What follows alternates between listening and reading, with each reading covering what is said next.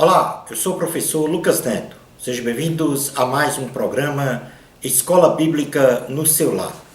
Hoje nós vamos estudar a lição de número 12, que tem como título Sabedoria Divina para a Tomada de Decisões. Dentro deste tema nós vamos falar sobre 3 assuntos. E o primeiro deles será crise familiar no reino davídico. Em segundo lugar, vamos falar sobre Salomão busca sabedoria para reinar. E em terceiro e último lugar, vamos falar sobre sabedoria para edificar o templo. Vamos então dar início à nossa aula de hoje. A sabedoria divina é perfeita e infinita, a ponto de nós humanos não termos capacidade de sua plena compreensão. Entretanto, o Senhor concede sabedoria a quem, em oração, lhe pedir. Nesta lição, estudaremos como Deus deu ao rei Salomão a capacidade de administrar as crises cotidianas e governar com sabedoria o seu povo. A crise familiar no reino davídico. Adonias usurpa o trono de Israel. Vamos então observar alguns acontecimentos até este fato de Adonias usurpar o trono de Israel. A velhice do rei Davi. O rei Davi, de avançada idade, precisou dos cuidados pessoais de uma serva. E lhe dispuseram uma moça virgem chamada Abissag para cuidar dele. No primeiro livro dos Reis, capítulo de número 1, versículos 1 ao 4, diz o seguinte. Primeiro livro dos Reis, capítulo 1, versículos 1 ao 4. Sendo o rei Davi já velho, entrado em dias, envolviam-no com roupas, porém não se aquecia. Então lhe disseram os seus servos: procure-se para o rei, nosso senhor, uma jovem donzela que esteja perante o rei, e tenha cuidado dele, e durma nos seus braços, para que o rei, nosso senhor, se aqueça. Procuraram, pois, por todos os limites de Israel uma jovem formosa, acharam Abissag, sunamita, e a trouxeram ao rei. A jovem era sobremaneira formosa, cuidava do rei e o servia, porém o rei não a possuiu. Adonias se autoproclama rei de Israel. Adonias, desobedecendo à vontade de seu pai, o rei Davi, se autoproclama rei de Israel numa festa organizada por ele mesmo, com seus apoiadores, Joabe e Abiatar, não tendo convidado para esta festa de autoproclamação de seu reinado a Natã, a Benaia, dos valentes de Davi e ao seu irmão Salomão. Primeiro livro de Reis, capítulo 1, versículos 5 ao 10, narra este episódio. Então Adonias, filho de Agite, se exaltou e disse: eu reinarei. Providenciou carros e cavaleiros e 50 homens que corressem adiante dele. Jamais seu pai o contrariou, dizendo: por que procedes assim? Além disso, era ele de aparência muito formosa e nascera depois de Absalão. Entendia-se ele com Joabe, filho de Zeruia, e com Abiatar, o sacerdote, que seguindo o ajudavam. Porém, Zadok, o sacerdote, Benaia, filho de Joiada, e Natã, o profeta, e Simei, rei, e os valentes de Davi,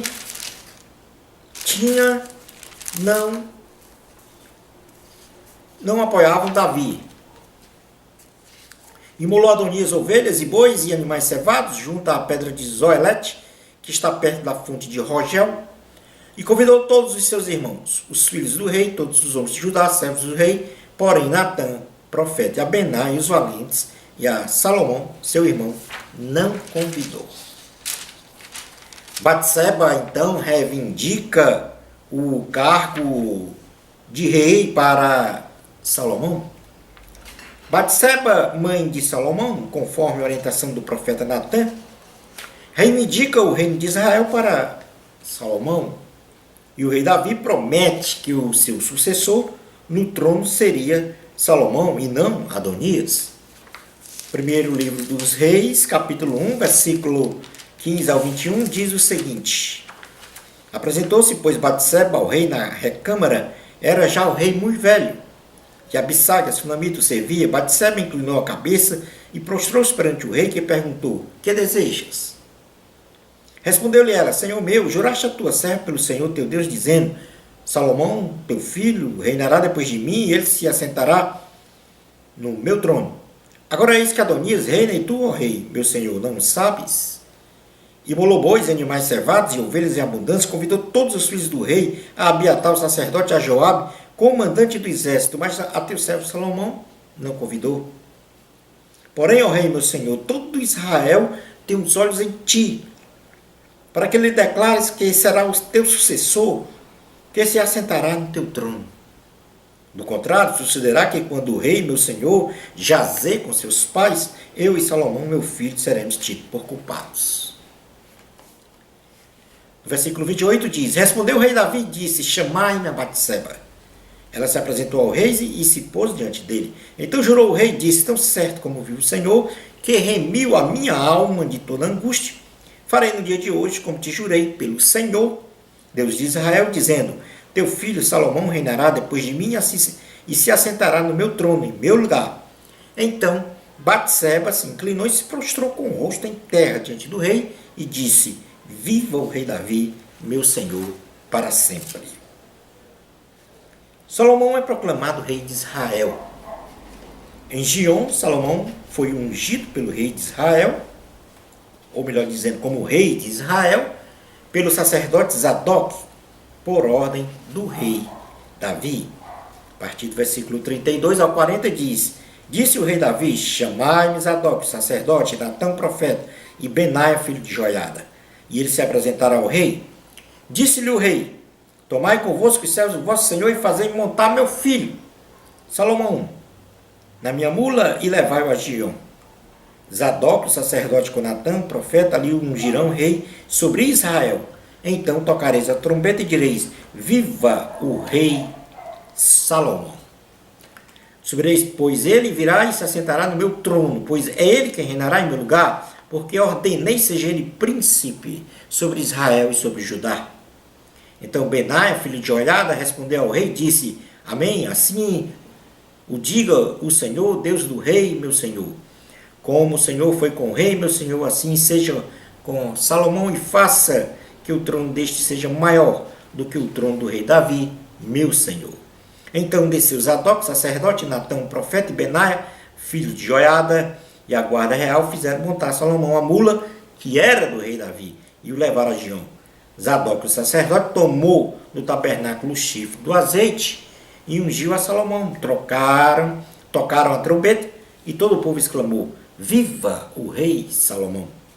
Após ele subiu todo o povo, tocando gaitas e alegrando-se com grande alegria, de maneira que com o seu clamor parecia fender-se a terra. Estava instalada no reino então uma crise, manifestada por um conflito familiar, onde Salomão precisaria de muita destreza para reinar para o bem da coletividade. E é neste contexto que o rei Davi dá a Salomão orientações para que obedecesse em tudo à vontade do Senhor, de forma que prosperasse também em tudo, ou seja, na administração e perpetuação do reino, na família, em sua vida pessoal, etc. O item número 2 da lição vai falar sobre como Salomão buscou sabedoria para reinar. Diante do grande desafio de governar Israel, Salomão pede a Deus sabedoria quando este lhe aparecer em Gibeão. O Senhor se agradou deste pedido de Salomão em priorizar a sabedoria e não os bens materiais ou poder. Então, Deus, em sua benevolência e misericórdia, concedeu sabedoria.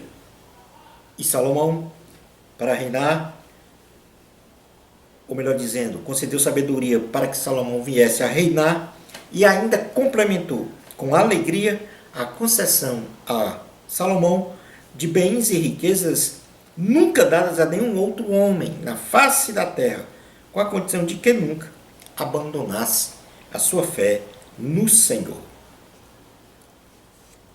Então, neste ponto em que Adonias tentou usurpar o trono de Israel, se autoproclamando rei,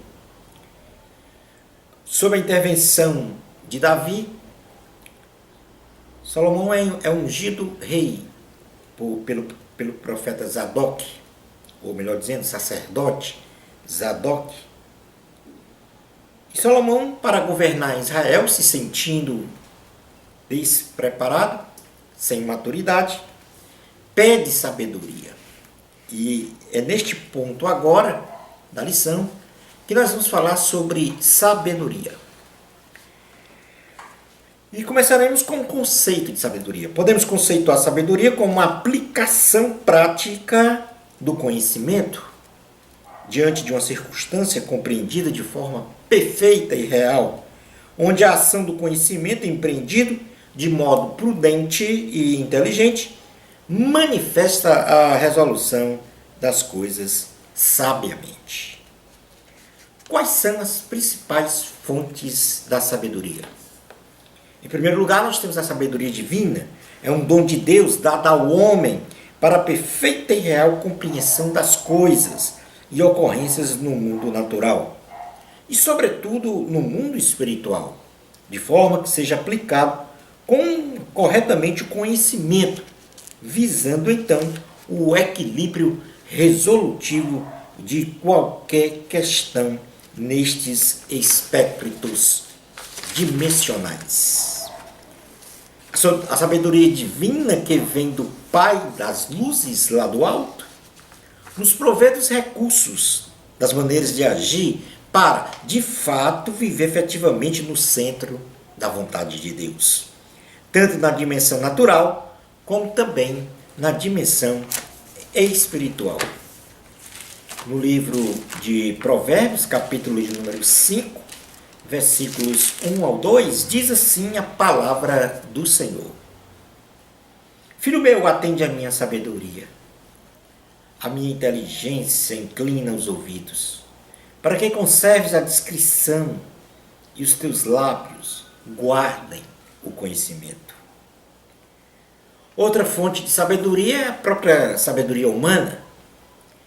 É um dom de Deus dado ao homem para a compreensão das coisas e ocorrências no mundo natural, fruto de sua inteligência aliada à capacidade de observação, descoberta, experimentos e vivências, se apoiando quase sempre na razão e subjetividade humana. E por isso, ela é falível e, por vezes, fora da vontade de Deus.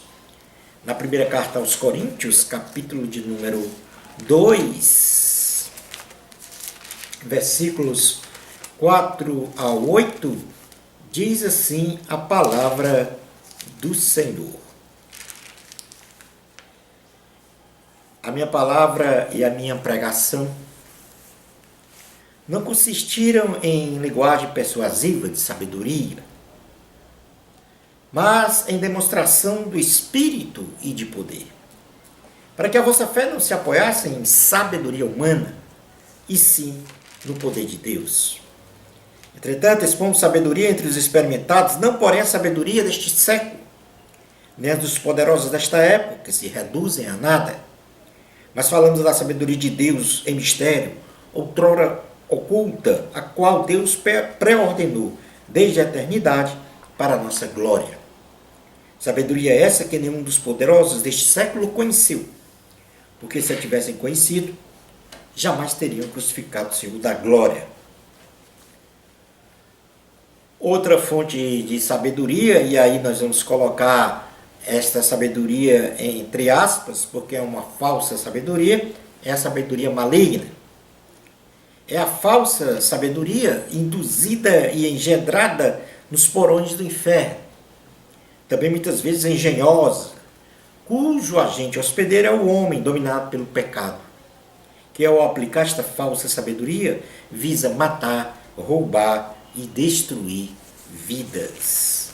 na carta de Tiago, capítulo de número 3, versículos 14 a 16, diz assim a palavra do Senhor. Tiago 3, 14 ao 16. Se pelo contrário tendes em vosso coração inveja amargurada e sentimento faccioso, nem vos glorieis disso, nem mentais contra a verdade. Esta não é a sabedoria que desce lá do alto, antes é terrena, animal e demoníaca. Pois onde há inveja e sentimento faccioso, aí há confusão e toda espécie de coisas ruins. Passemos neste ponto da lição a termos uma visão bíblica da sabedoria divina. E esta visão bíblica nós vamos experimentar através das características básicas dessa sabedoria. Tiago, o irmão de Jesus, apresenta 8 características inerentes à sabedoria divina, nas quais podemos mencionar. Tiago 3,17 diz o seguinte: a sabedoria, porém, lá do alto, é primeiramente pura, depois pacífica, indulgente, tratável, plena de misericórdia e de bons frutos, imparcial, sem fingimento. Portanto, aqui, Tiago, ele dá exatamente 8 características da sabedoria divina, que nós vamos agora passar a definir estas características da sabedoria divina. Em primeiro lugar, Tiago falou da pureza. A sabedoria do céu não traz em seu bojo qualquer indício de maldade ou coisas ruins. Está completamente isenta de qualquer estado ou intenção pecaminosa. Provérbios 30, 3, 5, do 3 ao 5, diz assim a palavra do Senhor. Provérbios, capítulo de número 30, versículos 3 ao 5, diz assim: não aprendi a sabedoria, nem tenho o conhecimento do santo. Quem subiu ao céu e desceu? Quem encerrou os ventos nos seus punhos? Quem amarrou as águas na sua roupa? Quem estabeleceu todas as extremidades da terra? Qual é o seu nome? E qual é o nome de seu filho, se é que o sabes? Toda palavra de Deus é pura, ele é escudo para os que nele confiam. Nada acrescente às suas palavras, para que não te repreenda e sejas achado mentiroso. Como segunda característica básica da sabedoria divina, dita por Tiago, nós temos que ela é pacificadora. A aplicação da sabedoria divina promove sempre a paz, pois a sua essência é de paz. E isso nós podemos ver no Evangelho de Jesus, segundo escreveu João, no seu capítulo de número 14, versículos 21 ao 27, que diz o seguinte: aquele que tem os meus mandamentos e os guarda, esse é o que me ama, e aquele que me ama será amado por meu Pai, e eu também o amarei e me manifestarei a ele. Disse-lhe Judas, não Iscariotes: de onde procede, Senhor, que está para manifestar-te a nós e não ao mundo? Respondeu Jesus: se alguém me ama, guardará a minha palavra. E meu Pai o amará, e viveremos para ele e faremos nele morada. Quem não me ama, não guarda as minhas palavras, e a palavra que estás ouvindo não é a minha, mas do Pai, que me enviou. Isto vos tenho dito, estando ainda convosco, mas o Consolador, o Espírito Santo, a quem o Pai enviará em meu nome, esse vos ensinará todas as coisas e vos fará lembrar de tudo que vos tenho dito. Deixo-vos a paz. A minha paz vos dou. Não vou-la dou como a dá o mundo. Não se turbe o vosso coração, nem se atemorize. Portanto, aí, a característica da sabedoria divina, ela é pacificadora. Mas ela também é moderadora. O resultado da ação da sabedoria divina é a busca do equilíbrio, ainda que haja extremos antagônicos de situações e comportamentos. A equidade, ela é alcançada. No livro de Provérbios, capítulo de número 8, versículo 12, diz assim a palavra do Senhor: Eu, a sabedoria, habito com a prudência e disponho de conhecimento e de conselhos. Portanto, também é moderadora. Mas a sabedoria divina também ela é tratável. Podemos dizer que neste aspecto a sabedoria divina é carregada de amor, promovendo a união de todos. Na carta aos Filipenses, capítulo de número 4, versículo 8, diz assim a palavra do Senhor. Filipenses 4, 8. Finalmente, irmãos, tudo que é verdadeiro, tudo que é respeitável, tudo que é justo, tudo que é puro, tudo que é amável, tudo que é de boa fama, se alguma virtude há e se algum louvor existe, seja isso o que ocupe o vosso pensamento. Como quinta característica, a sabedoria divina ela é misericordiosa. Significa que na sua natureza possui o amor com todas as suas características manifestadas ao próximo como a si mesmo.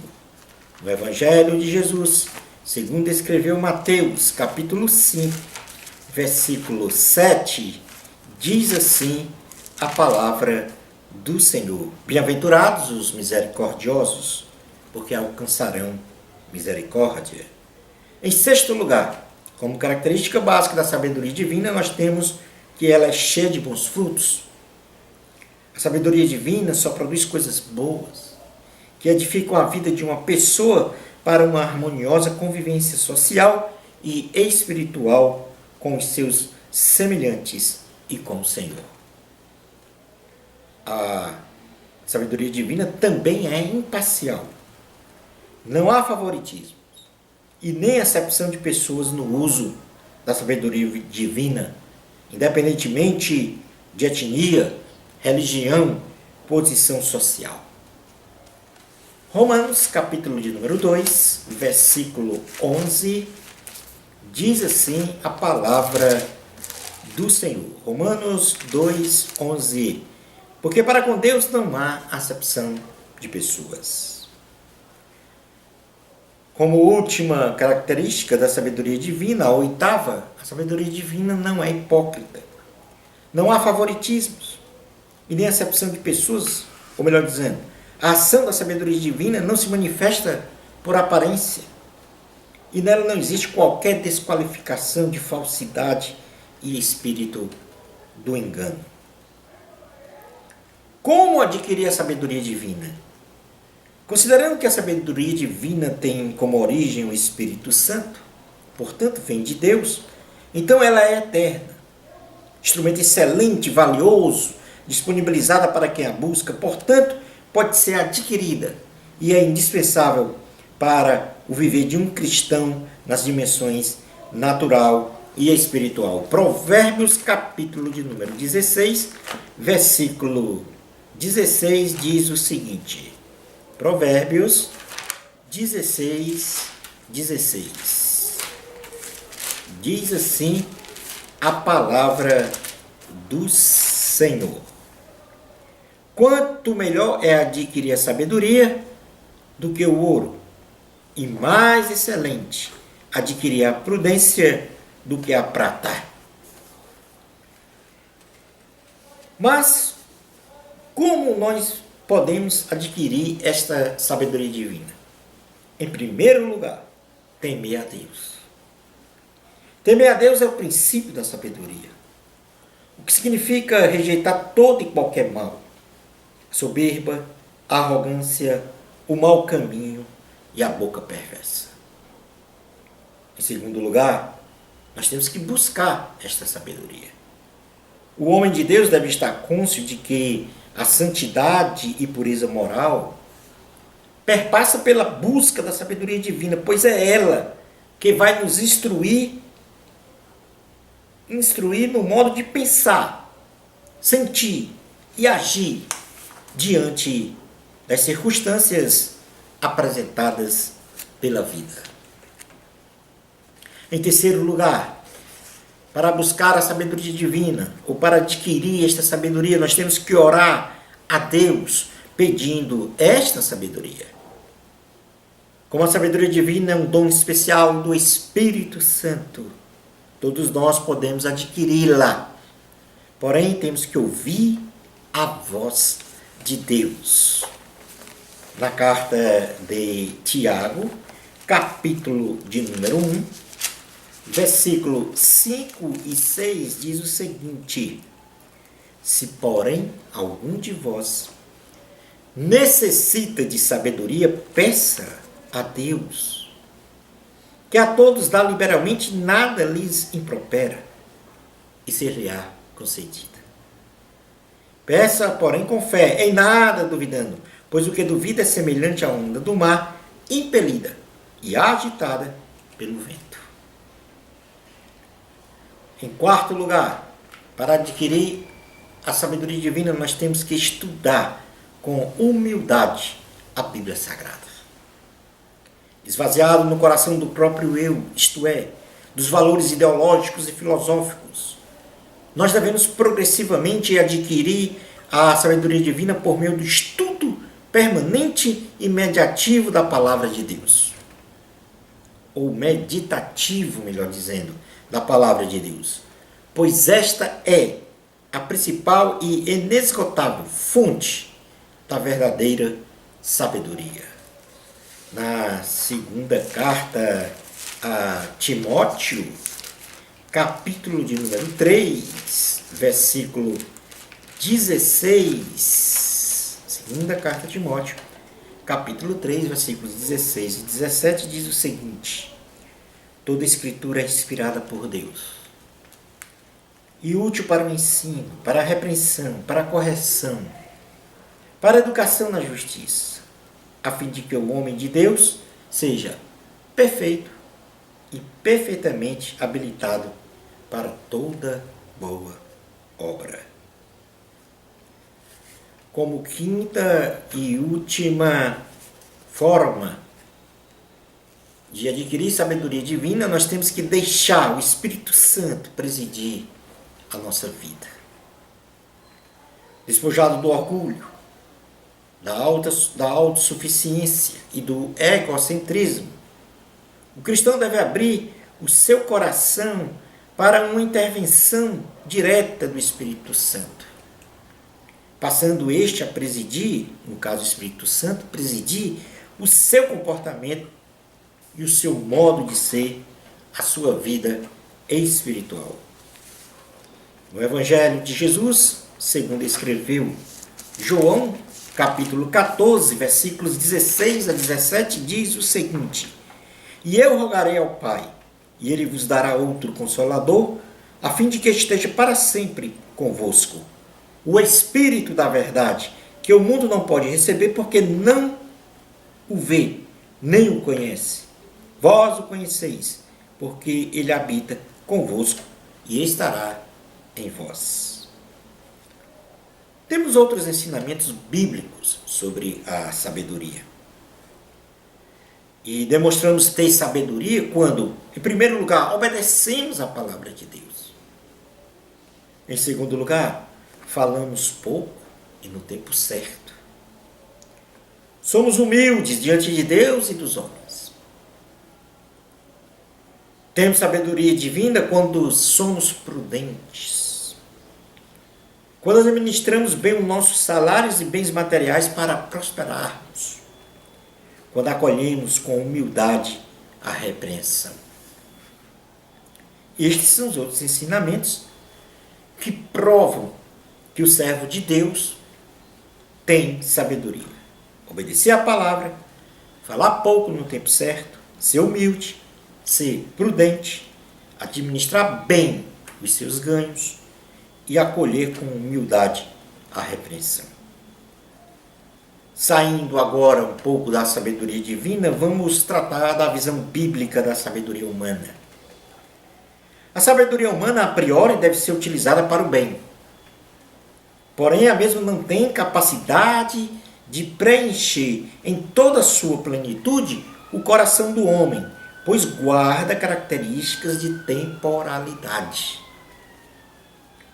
Jesus, quando criou o homem, ele colocou a eternidade, o desejo da eternidade, a infinitude no coração do homem. Então, o coração do homem, diga-se aí, a alma, só pode ser preenchido com coisas que são eternas.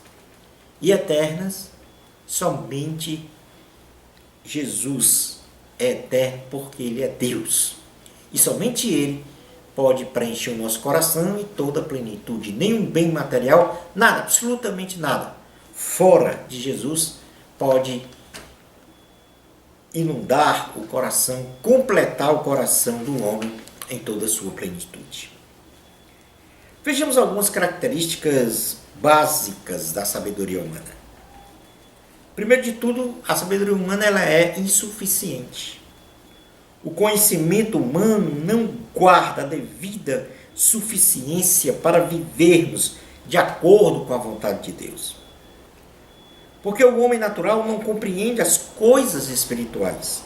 E por isso, toda e qualquer realização humana, por mais louvável que seja, não nos dá a garantia de felicidade, segurança e paz para um viver em plenitude de vida. No livro de Eclesiastes, capítulo de número 9, versículo 11, diz assim a palavra do Senhor: Vi ainda debaixo do sol que não é dos ligeiros o prêmio, nem dos valentes a vitória, nem tampouco dos sábios, o pão, nem ainda dos prudentes, a riqueza, nem dos inteligentes, o favor. Porém, tudo depende do tempo e do acaso. Portanto, a sabedoria ela é insuficiente. Nem sempre o prêmio é daquele que é mais sábio no sentido humano. A sabedoria humana ela é finita. A sabedoria humana ela é finita porque planos e projetos podem desaparecer ou desaparecem imediatamente como uma nuvem que passa ou uma folha que cai. Eclesiastes capítulo 9, versículo 12 diz assim: Pois o homem não sabe a sua hora, como os peixes que se apanham com a rede traiçoeira e como os passarinhos que se prendem com laço. Assim, se enredam também os filhos dos homens no tempo da calamidade, quando cai de repente sobre eles. Além do mais, como característica básica da sabedoria humana, nós temos que ela é relativa. A sabedoria humana, segundo seus próprios interesses, manipula as pessoas para realizarem o que elas não precisam fazer, como, por exemplo, o consumismo materialista desenfreado, ou a introdução do uso e costumes dos valores depreciativos das relações familiares contra os valores absolutos do Senhor. Eclesiastes 9:17 diz assim: As palavras dos sábios, ouvidas em silêncio, valem mais do que os gritos de quem governa entre tolos. Melhor é a sabedoria do que as armas de guerra, mas um só pecador destrói muitas coisas boas. Eclesiastes 3:11 também diz que esse desejo do homem pela eternidade está no coração dele, colocada pelo Senhor. Eclesiastes 3:11 diz: Tudo fez Deus formoso no seu devido tempo. Também pôs a eternidade no coração do homem, sem que este possa descobrir as obras que Deus fez desde o princípio até o fim. Saindo agora da visão bíblica sobre a sabedoria humana, onde nós vimos que a sabedoria humana tem como características de ser insuficiente, finita e relativa. a sabedoria de um homem agora. A conduta moral, ética, social e espiritual de um homem com relação aos seus pares determina se o seu caráter é formado pela sabedoria humana, maligna ou divina. A postura e os procedimentos adotados por um homem na prática em qualquer segmento social prova a origem de sua sabedoria. Passemos então à visão bíblica da sabedoria maligna. Tiago, em sua carta, chama esta falsa sabedoria de terrena, animalesca e maligna, como já tivemos a oportunidade de ler, apontando então as seguintes características para esta sabedoria maligna, entre aspas. Primeiro, é uma sabedoria que produz inveja. A inveja brota no coração do homem quando ele julga ser incapaz de conseguir as realizações do outro. E assim maquina o mal para despojar o próximo de suas realizações e vitórias. A sabedoria maligna tem também como característica a amargura. É o sentimento que vai se acumulando no coração do homem em relação a outrem, fruto de uma confrontação de qualquer ordem, despertando naquele que foi afrontado um sentimento maligno de vingança. Então, a sabedoria maligna, ela provoca amargura e, ao mesmo tempo, o desejo de vingança no homem. E como terceira característica, a sabedoria maligna tem um sentimento faccioso. Ou seja, este é um sentimento que continuamente busca causar divisões, intrigas, dissensões, separações e contendas, o que é abominável para o Senhor. Passando ao item 3 da lição, sabedoria para edificar o templo. O reinado de Salomão foi muito próspero por causa da aplicação inconteste da sabedoria que Deus lhe dera. Esta sabedoria ela foi manifestada em seu ponto mais alto quando o rei Salomão efetivou a construção da casa do Senhor, ordenada pelo próprio Deus ao rei Davi, dizendo-lhe que Salomão era o homem certo para construir o templo. Salomão obedeceu ao Senhor e foi abundantemente abençoado em tudo por Yahvé. No primeiro livro das Crônicas, capítulo de número 28, versículo do 1 ao 10, diz assim: Então Davi convocou para Jerusalém todos os príncipes de Israel, os príncipes das tribos, os capitães dos turnos que serviam o rei, os capitães de 1000 e de 100, os administradores de toda a fazenda e possessões do rei e de seus filhos, como também os oficiais, os poderosos e todo homem valente. Pôs-se o rei Davi em pé e disse: Ouvi-me, irmãos meus e povo meu. Era meu propósito de coração edificar uma casa de repouso para a arca da aliança do Senhor e para o estrado dos pés do nosso Deus. E eu tinha feito o preparo para a edificar.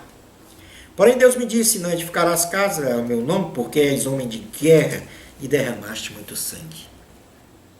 O Senhor Deus de Israel me escolheu de toda a casa de meu pai, para que eternamente fosse eu rei sobre Israel, porque a Judá escolheu por príncipe a casa de meu pai, na casa de Judá, e entre os filhos de meu pai se agradou de mim, para me fazer rei sobre todo Israel.